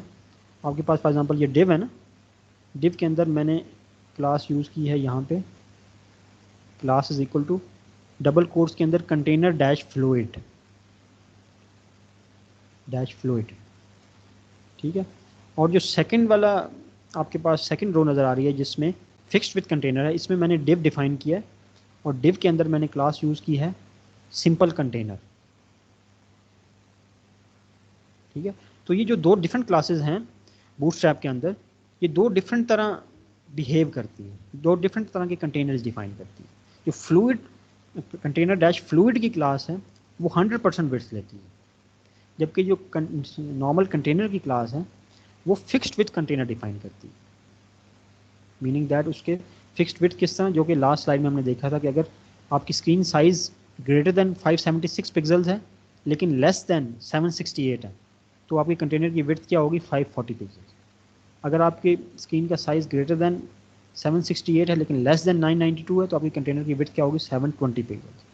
ठीक है, और अगर आपकी कंटेनर जो है वो आपकी विड्थ व्यू पोर्ट की विड्थ जो है वो ग्रेटर देन 1200 है, तो फिर 1140 पिक्सल उसकी विड्थ होगी। ठीक है, तो इस चीज़ को ये डिस्क्राइब कर रही है होपफुली। तो 2 different types of container define कर रहे हैं। तो यहाँ पे एक्स्ट्रा स्पेस आ गया तो इसके लेफ्ट राइट मार्जिन आ गया है। हाँ जी, ये जब आप for example container fluid use करेंगे अपने वेब का किसी भी कंपोनेंट को डिफाइन करने के लिए, तो आपको वेब पेज पे इस तरह का नज़र आएगा। Edge to edge for example आपको कंपोनेंट नज़र आएगा विदाउट एनी मार्जिन। लेकिन जब आप नॉर्मल कंटेनर यूज़ करेंगे तो वो खुद से मार्जिन ऐड कर देगा डिपेंडिंग अपॉन आपकी रिक्वायरमेंट क्या है ना। मीन्स नॉर्मल कंटेनर जो है उसकी जो विड्थ है वो तो फिक्स्ड ही है, लेकिन वो जो एक्स्ट्रा स्पेस होती है उसको मार्जिन के अंदर अकोमोडेट कर देती है। तो जब आपने देखा होगा ना वेब पेजेस के ऊपर इन सर्टन सिनेरियोज आपके पास जो जंबोट्रॉन को अगर या हेडर को आप एज्यूम करें तो हेडर एज टू एज होते हैं। अगर आप ऐसा हेडर प्लेस करना चाहते हैं जो कि लेफ्ट मोस्ट साइड से विदाउट मार्जिन स्टार्ट हो और राइट मोस्ट साइड पे विदाउट एनी मार्जिन एंड करे, तो आप कंटेनर फ्लूइड यूज़ कर लें फॉर योर हेडर पार्ट। लेकिन अगर आप नीचे जाते, आपने देखा होगा rest of the web page में एज टू एज नहीं होता, normally there is a left and right पे आपके पास वाइट स्पेस होती है। तो आप ये कर सकते हैं कि rest of the web page के अंदर नॉर्मल कंटेनर को यूज़ कर लें, ठीक है, which gives you left and right white spaces. ठीक है सर। ठीक है, तो इसकी आप मोस्ट प्रॉब्ली ये एग्जांपल जो है ये W3 स्कूल्स पे भी अवेलेबल होगी, आप इसको वहाँ पे एग्जीक्यूट भी करके देख सकते हैं। ठीक है sir. So this is the difference between the fluid container and the normal. Next, within the container, container आप डिफाइन कर लिया, कंटेनर के अंदर रो है, ठीक है, जो हमने पहले भी एक ओवरऑल स्ट्रक्चर डिस्कस किया हुआ है, कंटेनर फिर उसके अंदर रो फिर उसके अंदर कॉलम्स, ठीक है। तो next is the row, once container is added next you think in terms of rows. तो सिर्फ ये स्लाइड यही डिस्क्राइब कर रही है कि within the container there is a row, ठीक है। Then within the row there are columns, ठीक है। तो columns in this context is col MD4। This means that assign this col 1 जो कि टेक्स्ट आपको लिखा हुआ नज़र आ रहा है, assign 4 columns for the medium screen. अब यू माइट बी थिंकिंग कि ये मैंने सिर्फ एक ही क्लास ऐड की है for the medium, what about the extra small and what about the large and extra large, जो दोनों बेसिकली इसके अराउंड डिफरेंट स्क्रीन साइज हैं, उसके लिए किस तरह बिहेव करे। तो अगर आपने फॉर एग्जांपल कॉल MD4 लिखा हुआ है ना, तो अगर आपने लार्ज के लिए और एक्स्ट्रा लार्ज के लिए कोई भी नंबर ऑफ कॉलम्स को रीअसाइन नहीं किया, मीनिंग दैट आपने यही क्लास ऐड की है, तो this layout will work for large and extra large. Upper basically जो बाउंड्री है उसके लिए तो यही वर्क करेगा, लेकिन इससे नीचे जो लोअर बाउंड्री है जिसमें कि एक्स्ट्रा स्मॉल और स्मॉल की स्क्रीन है, उसमें बेसिकली वो स्टैग्ड लेआउट वर्क करेगा, ठीक है। Stacked meaning that with the vertical scroll bar, stacked meaning that for example आपने अगर स्टैग्ड का मतलब होता है कि एक दूसरे के ऊपर ना, अगर आपके पास 3 कॉलम लेआउट है तो ये तीनों कॉलम जो होंगे ये they would be stacked upon one another, ठीक है, स्टैग्ड की फॉर्म में वर्क करेगा। लेकिन जब मीडियम स्क्रीन आएगी तो फिर यही कॉलम्स एक सिंगल रो के अंदर आ जाएंगे, they will not be stacked any more, meaning that 4 medium screen के लिए मैं डिफाइन कर रहा हूँ, 1 फिर 4 कॉलम्स सेकेंड 4 कॉलम्स थर्ड। तो जो कि आपके पास स्मॉल और एक्स्ट्रा स्मॉल में स्टैग्ड लेआउट था, वही लेआउट आपका बेसिकली अनस्टैग्ड या हॉरिजॉन्टल लेआउट की फॉर्म में कन्वर्ट हो जाएगा, 1 2 एंड 3, जिसमें 4 कॉलम्स आपने 3 डिफरेंट कॉलम्स को अपने लेआउट को असाइन कर दिया, और यही फिर 3 कॉलम लेआउट वर्क करेगा for the large and extra large, ठीक है। तो होपफुली आपको एक बेसिक आइडिया हो गया। इसके बाद हम जब फोटो गैलरी डिस्कस करेंगे ना, तो उसमें ये चीज़ आपको और अच्छी तरह समझ आ जाएगी कि ये अगर आप सिर्फ एक स्क्रीन साइज़ के लिए अपने कॉलम्स को डिफाइन कर दें, what about the other screen size, ठीक है। So that we will discuss in the subsequent slide आगे। तो बहरहाल इसमें just col MD4 means that assign 4 columns for the medium screen, this is what it means, ठीक है। अब आपके पास बूटस्ट्रैप के अंदर कितनी ग्रिड क्लासेस अवेलेबल हैं, जो कि मैंने आपको इंट्रोडक्शन में भी आइडिया दिया था, 5 डिफरेंट क्लासेज हैं, ठीक है। और टेबल से भी आपको आइडिया हो गया होगा, जो हमने टेबल अभी रिसेंटली डिस्कस किया था for the container as well.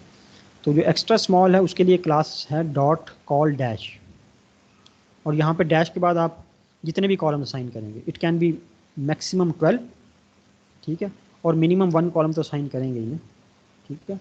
तो इट कैन बी मैक्सिमम 12, और ये extra small screen for the screen size जब विड्थ होगी लेस देन 576 पिक्सल्स, ठीक है। Next class is col SM, col dash SM। अब इसमें ये बेसिकली क्लास है for the small screen size when the screen width is equal to और greater than 576 pixels, ठीक है। थर्ड जो आपके पास ग्रिड क्लास है that is col dash MD। अब डैश के बाद जो एम्प्टी स्पेस है ना, इसमें आप डिपेंड करता है कि आप कितने कॉलम असाइन करें। ठीक है, यहाँ पे 12 भी हो सकते हैं, यहाँ पे 3 भी हो सकते हैं, यहाँ पे 4 भी हो सकते हैं, यहाँ पे 6 भी हो सकते हैं, यहाँ पे 2 भी हो सकते हैं, डिपेंडिंग अपॉन योर चॉइस। ठीक है, फिर उसके बाद कॉल LG है, this is for the large screen, and col XL, this is for the extra large screen. ठीक है, so these classes can be combined to create more dynamic and flexible layout. तो जब हम उस चीज़ की बात करते हैं ना कि हमारे पास 3 कॉलम लेआउट है, और for example mobile first approach के कंटेक्स्ट में आपके पास एक लेआउट जो है वो मोबाइल के लिए है, फिर एक मीडियम के लिए है और एक लार्ज के लिए। तो आपने इन्हीं क्लासेस को यूज़ करना है और लेआउट को रीडिज़ाइन करना है। ठीक है, एग्जैक्टली किस तरह करना है ये नेक्स्ट जो स्लाइड फोटो गैलरी है उसके अंदर आपको समझ आ जाएगा। तो बहरहाल ओवरऑल आपको आइडिया हो गया होगा कि there are 5 different classes available for 5 different screen sizes in the Bootstrap.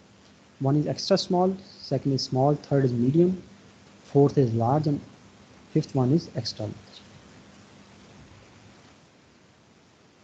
तो Bootstrap के अंदर एट द बैक एंड है तो आपके पास मीडिया क्यूरीज ही ना, Bootstrap के अंदर भी at the back end media queries ही हैं। तो उन मीडिया क्यूरीज के cross different break points define हैं। तो मीडिया क्यूरीज किस तरह, क्योंकि Bootstrap uses the mobile first approach, तो no media query for the extra small since this is the default in Bootstrap। ठीक है, तो ये बेसिकली इसके लिए कोई भी मीडिया क्यूरी नहीं है, दिस इज़ द डिफ़ॉल्ट। तो डिफ़ॉल्ट क्या है, डिफ़ॉल्ट स्टाइल जो रिटर्न है that is for the extra small screen. जब उसके बाद फिर जब ब्रेक पॉइंट्स ब्रेक होते हैं या ब्रीच होते हैं फिर उसके लिए मीडिया क्यूरी डिफाइन है। For example eight the rate media minimum width 576 pixels, अब यहाँ पे उसके क्रॉस स्टाइल डिफाइन है। फिर eight the rate media minimum width 768 pixels, फिर उसके क्रॉस स्टाइल डिफाइन है। ठीक है, at the rate media minimum width 992 pixels, this is for the large screen. ठीक है, एक्स्ट्रा स्मॉल के लिए डिफ़ॉल्ट थे, फिर स्मॉल स्क्रीन, फिर मीडियम स्क्रीन, फिर large screen, and then extra large price which is at the rate media minimum width 1200 pixels. तो इसके लिए style define. So this is how basically styles are written and media queries are written within the Bootstrap framework using the mobile first approach. ठीक है, चलिए आप इसको देख भी सकते हैं Bootstrap को ओपन कर। तो आपके पास एक बेसिक स्ट्रक्चर Bootstrap का क्या होगा, it can be like this one. आपके पास एक कंटेनर है, उसके अंदर ये पहली रो है, फिर ये सेकंड रो है, फिर उसके बाद ये थर्ड रो। ठीक है, फर्स्ट रो के अंदर आपके पास for example div class is equal to col, उसके बाद ये स्टैटिक है। स्टैटिक का मतलब है कि यहाँ पे आप कुछ भी प्लेस कर सकते हैं, कोई भी क्लास प्लेस कर सकते हैं, SM प्लेस कर सकते हैं, MD प्लेस कर सकते हैं, LG प्लेस कर सकते हैं। And second static means that यहाँ पे कोई भी नंबर ऑफ यूनिट्स असाइन कर सकते हैं, 4, 2, 6, 12।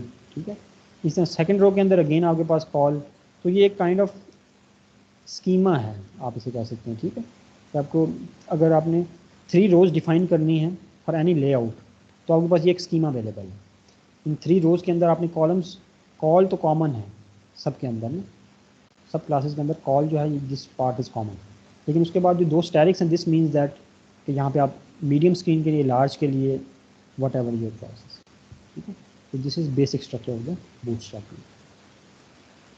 अब हम थोड़ा इसको इन डिटेल देखते हैं कि किस तरह डिफरेंट स्क्रीन साइज़ के लिए आप कॉलम असाइन करते हैं। ठीक है, तो ये starting with the extra small grid, ये जो टेबल ऊपर नज़र आ रहा है आपको, एक्स्ट्रा स्मॉल के लिए आपके पास प्रीफिक्स कौन सा अवेलेबल है, डॉट कॉल डैश, और उसके लिए स्क्रीन विड्थ क्या है, लेस देन 576 पिक्सल। ठीक है, ऊपर आपने एक डिव डिफाइन की और डिव के अंदर class is equal to container, फिर इस डिव के अंदर आपने एक रो डिफाइन की, दिस इज़ द रो। ठीक है, इस रो के अंदर आपने 2 कॉलम्स डिफाइन किए, this is the first column and this is the second column. First column के अंदर आपने क्लास के ऐड की, class is equal to col dash 3, meaning that it will assign basically जो भी आपने पैराग्राफ लिखा हुआ है इसके अंदर या जो भी टेक्स्ट लिखा हुआ है आपने, it will assign 3 columns to this paragraph for the extra small screen. Col dash 3 mean that it will assign 3 columns. ठीक है, इसमें सेकंड डिव के अंदर आपने क्या क्लास ऐड की है, class is equal to col dash 9। meaning that whatever is inside this div, it will assign 9 columns to this basically content. ठीक है, तो नीचे आपको नज़र भी आ रहा है, इसमें और भी क्लास है bg-success and bg-warning. bg means that background और success ये बेसिकली ये this is a bootstrap way of defining the classes. तो सक्सेस जब भी आप क्लास यूज़ करेंगे तो इसको बैकग्राउंड को वो ग्रीन कर दो, जब bg-warning यूज़ करेंगे तो इसके बैकग्राउंड को ऑरेंज कर दो. इसके अलावा bg- there other classes are और भी हैं, तो वो डिफरेंट शेड्स दे देता है बैकग्राउंड. ठीक है, तो आप नीचे देखें ये जो एक्स्ट्रा स्मॉल स्क्रीन है इसमें bg-success जो है it is taking 3 columns and bg-warning जो बेसिकली आपने क्लास ऐड की है it is taking 9 columns and this is for the extra small screen. ठीक है, ये एक्स्ट्रा स्मॉल स्क्रीन. तो आपने एक कंटेनर डिफाइन किया रो के अंदर फर्स्ट जो आपके पास कंपोनेंट था पैराग्राफ था उसको 3 कॉलम्स असाइन कर दिए और सेकंड जो कॉलम था उसको आपने 9 कॉलम असाइन कर दिए. तो 9 + 3 = 12. तो आपका ये 100% विड्थ ऑक्यूपाई हो जाएगी. अगर रिज्यूम करें आप यहाँ पे 9 की बजाय 6 कर देते तो फिर क्या होता, फिर ये 3 कॉलम्स फर्स्ट डिव को असाइन कर देता, 6 कॉलम और जो रिमेनिंग 3 कॉलम्स थे वो आपके पास राइट साइड पे एम्प्टी स्पेस अवेलेबल है, जस्ट एन एम्प्टी स्पेस.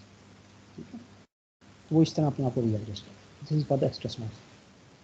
इसी तरह स्मॉल स्क्रीन के लिए जब आपने कोई भी कॉलम्स को रीअसाइन करना है आपके पास तो टेबल ऊपर आपको अंडरस्टैंडेबल है, नीचे कोड जो है वो भी सिमिलर है. डिव कंटेनर है, कंटेनर के अंदर रो है, रो के अंदर 2 डिव हैं.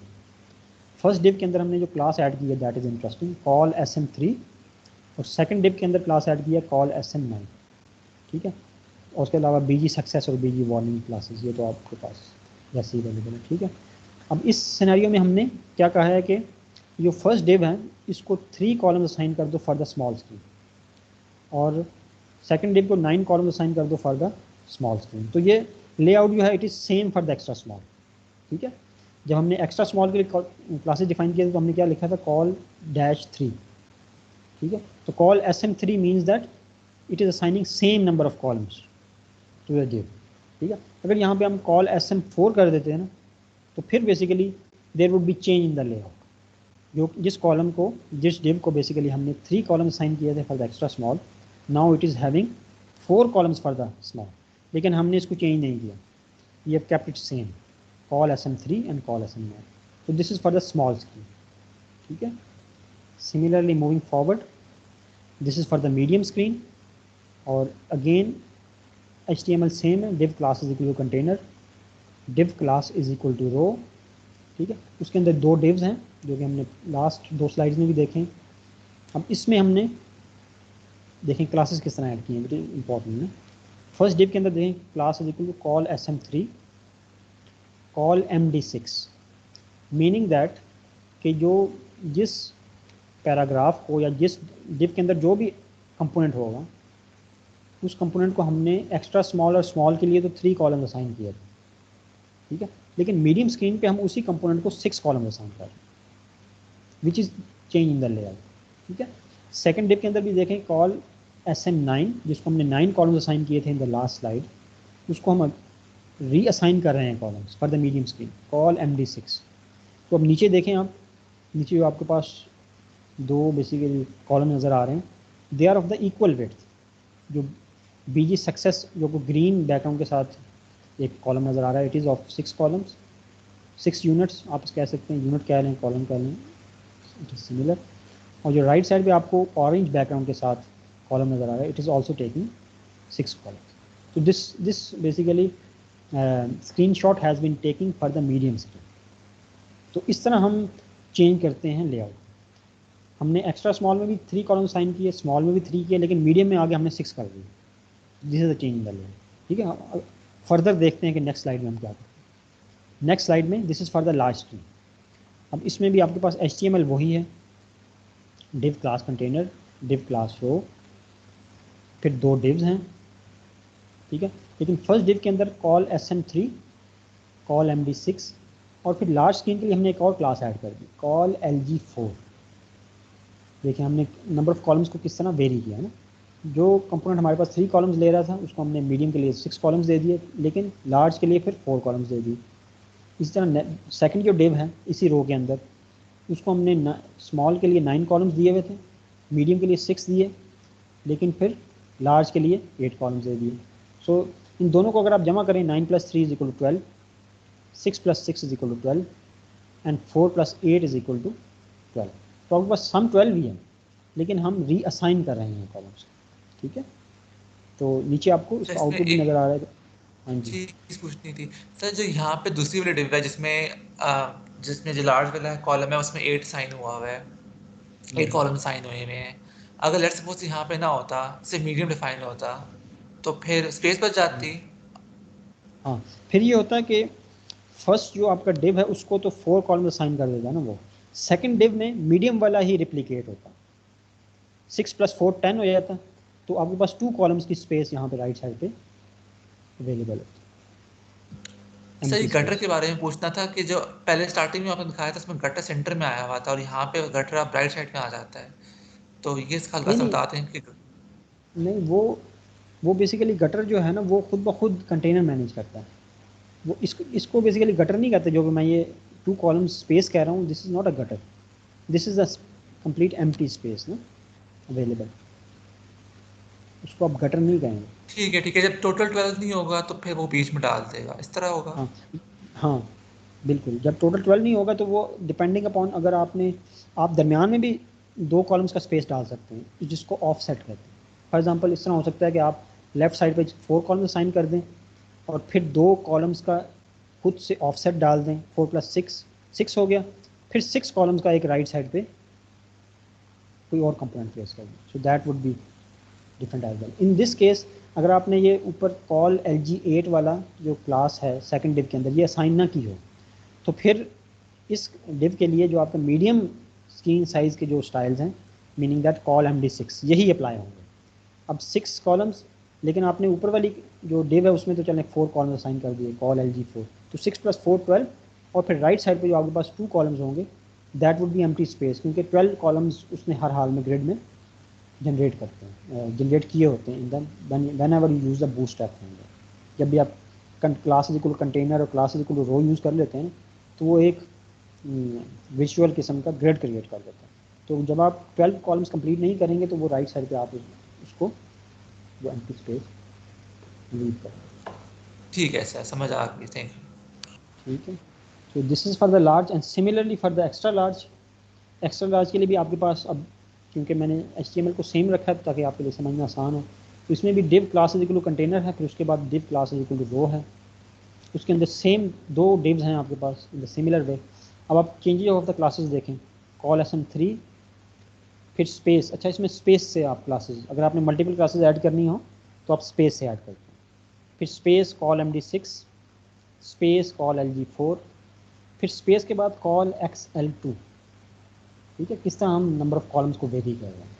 ठीक है, तो call XL2 meaning that extra large में हम 2 कॉलम्स दे रहे हैं इसको, और सेकंड जो डिव है इसमें again call SM9, call MD6, call LG8 और फिर call XL10।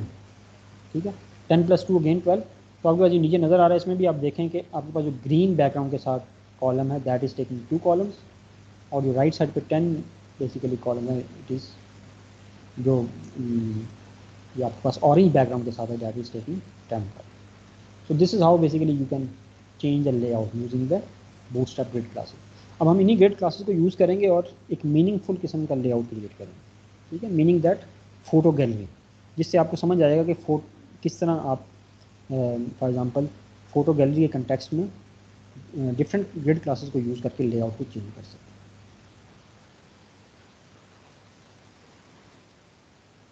So this is an example, a practical example of the photo album. मैं जस्ट पहले इसको टुवर्ड्स राइट स्क्रीन करूँगा, फिर मैं coming back to this point. ठीक है, तो आपके पास ये ऊपर जो एक डायग्राम नज़र आ रही है, इसमें आप देखें आपको एक फ़ोटो नज़र आ रही है। अब ये जो डायग्राम है it is taken from for the extra small screen, जो मैंने एक्स्ट्रा स्मॉल स्क्रीन का लेआउट लिया, मीनिंग दैट जब आपकी स्क्रीन साइज़ की विड्थ जो थी वो 576 पिक्सल से लेस थी। ठीक है, मैंने आपके अपने ब्राउज़र के जो स्क्रीन साइज़ है उसको 576 पिक्सल से लेस किया और फिर स्क्रीनशॉट लिया। So it is this one. ठीक है, अब इसमें आपको एक तो सामने इमेज नज़र आ रहा है, फिर राइट साइड पे एक स्क्रॉल बार नज़र आ रही है। ठीक है, और स्क्रॉल बार से आपको आइडिया हो रहा है कि there are quite number of images down. अगर आप इसको स्क्रॉल करेंगे तो आपको काफ़ी ज़्यादा इमेजेस नज़र आएंगे। ठीक है, अब ये जो इमेज है एक्स्ट्रा स्मॉल स्क्रीन के लिए, इट इज़ टेकिंग 12 कॉलम्स।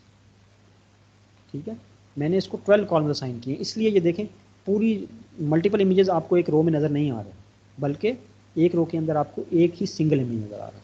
ठीक है, where are the rest of the images? Rest of the images जब आप स्क्रॉल डाउन करेंगे तो आपको रेस्ट ऑफ द इमेजेस नज़र आएंगे, और सारे के सारे इमेजेस जो हैं वो 12 कॉलम्स रहेंगे।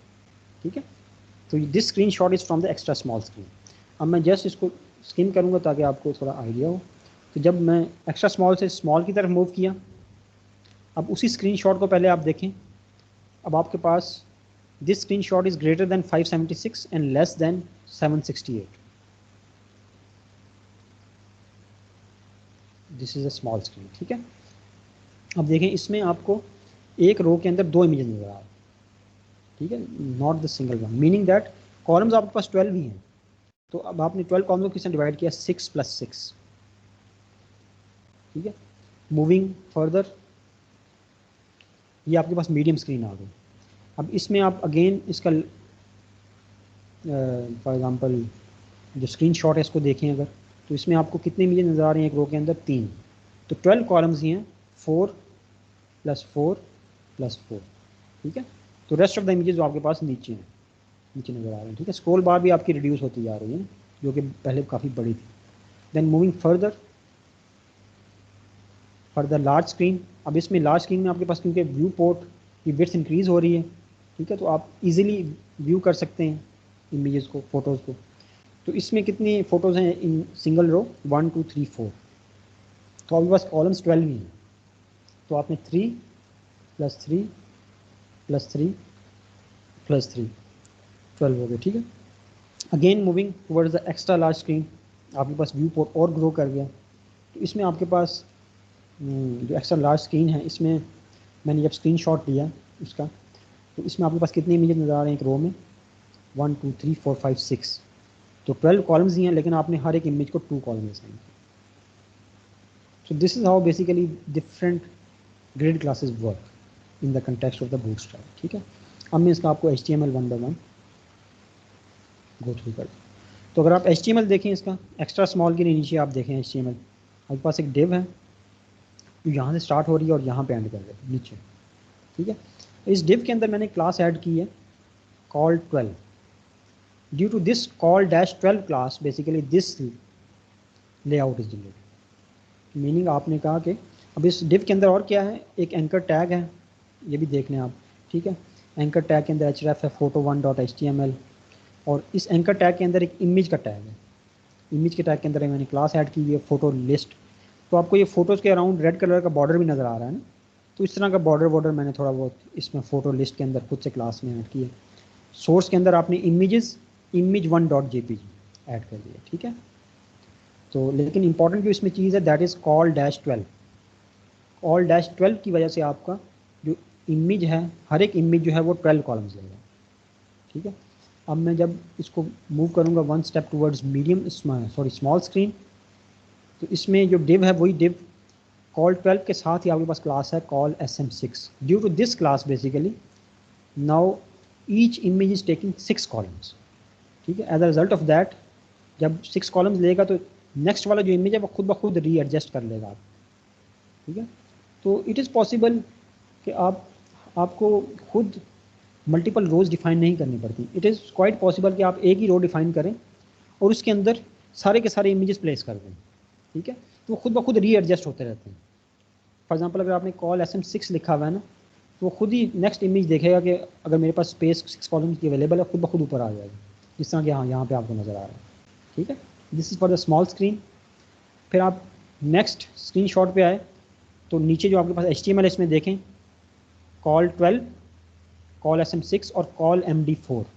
अब इस कॉल MD4 जो क्लास है इसकी वजह से आपके पास एक रो के अंदर कितने इमेजेस आ रहे हैं? 4 × 3 = 12। तो आपके पास ये इसलिए 3 इमेजेस आ रहे हैं। ठीक है, मूविंग फर्दर उसके बाद कॉल MD4 के बाद आपके पास क्लास है कॉल LG3, ठीक है। इस क्लास की वजह से आपके पास बेसिकली एक इमेज कितने कॉलम्स ले रहा है, 3 कॉलम्स। तो 3 जब कॉलम्स लेगा एक इमेज, तो 3 क्रॉस 4 इज इक्वल टू 12। तो आपके पास एक रो के अंदर 4 मिल जाएगा, ठीक है। फिर आपके पास जब फर्दर मूव करेंगे तो एक और क्लास है नीचे, अगर आप HTML देखें, कॉल Excel2। तो मीनिंग दैट कि हर एक इमेज कितने कॉलम्स ले रहा है, 2 कॉलम्स ले रहा है।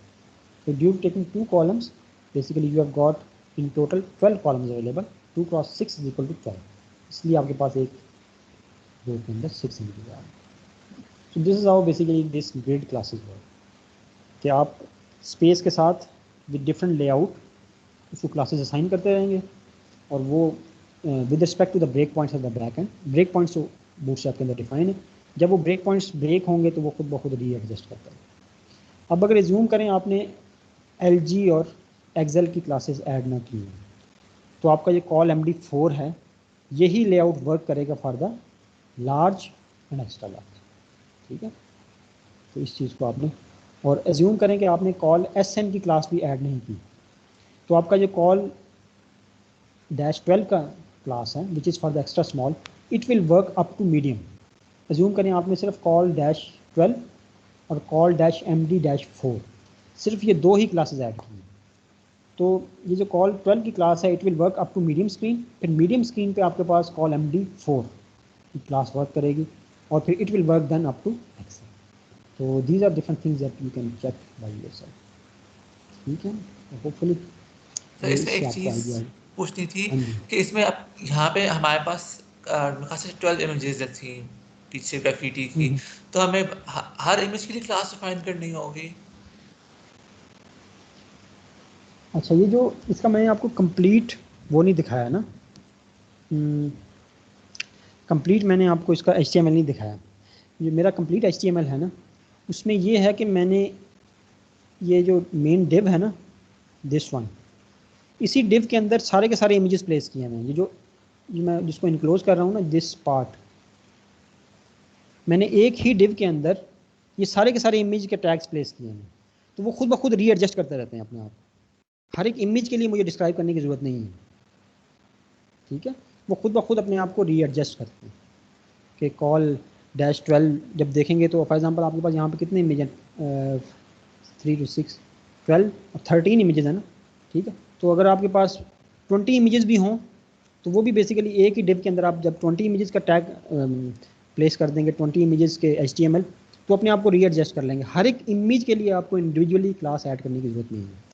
अनदर क्वेश्चन कैन बी कि जब हम फॉर एग्जांपल यूज़र डिपेंडेंट होंगे, फॉर एग्जांपल यूज़र इमेजेस को अपलोड कर रहे हैं, then we don't know how many images are there ना। तो उसमें भी यही होगा कि आप एक ही डिव के अंदर ये क्लासेस डिफाइन कर देंगे, फिर उसको डायनेमिकली इमेजेस को रीड करके इस डिव के अंदर ऐड करते चले जाएंगे। तो जितने भी इमेजेस होंगे ना वो अपने आप को खुद एडजस्ट कर लेंगे based on the classes define. तो आपको हर एक इमेज के लिए अलग क्लास डिफाइन करने की ज़रूरत नहीं। That is what I am ठीक है ट्राइंग। सर, इसी डिव में डालते रहेंगे, समझ आ गई। हाँ, इसी की डिव के अंदर इमेजेस डालते रहेंगे, तो वो जब देखेंगे कि मेरे पास अब अगर एक्स्ट्रा स्मॉल स्क्रीन के लिए आप एक्स्ट्रा स्मॉल स्क्रीन का व्यू पोर्ट होगा, तो फिर देखेगा वो कि एक इमेज देखेगा मैंने तो 12 कॉलम्स ले लिए हैं, तो नेक्स्ट इमेज जो है खुद ब खुद नेक्स्ट 12 कॉलम्स पे, नेक्स्ट 12 कॉलम्स, इस तरह स्टैक्ड जनरेट करता रहेगा। अगर आप उसको इंक्रीज़ कर देंगे तो वो सारे के सारे इमेजेस जो है अपने आप को रीएडजस्ट कर लेंगे। तो मैंने भी इसी तरह ही किया। ठीक है सर, थैंक यू। ठीक है, अच्छा चलें इस तरह करते हैं, अब इसको एंड करते हैं। और आई विल ट्राई कि आपको इस वेडनेसडे को भी मैं लेक्चर लूँ, ठीक है, 4 बजे ना। तो उसमें क्योंकि हमने थोड़ा भी स्पीड में जाना है, तो फिर उस दिन भी ये रिमेनिंग पार्ट इसका बूटस्ट्रैप का कवर करेंगे। फिर उसके बाद जो आपकी फ्राइडे वाली क्लास होगी, आई विल ट्राई कि उसके अंदर हम जावास्क्रिप्ट को स्टार्ट करेंगे। फिर लैब वाला जो लैब है उसके अंदर भी हमने इस दफ़ा तो बूटस्ट्रैप ही करेंगे, लेकिन चीज़ों को हमने थोड़ा, मैं कहना चाह रहा हूँ कि क्विकली कवर करना है। So I might be taking makeup class on Wednesday at 4, जिस तरह हम पहले लेते रहे हैं, तो उसमें हम इसका रिमेनिंग पार्ट कवर कर लेंगे, ठीक है। होपफुली ये आपके लिए अंडरस्टैंडेबल था।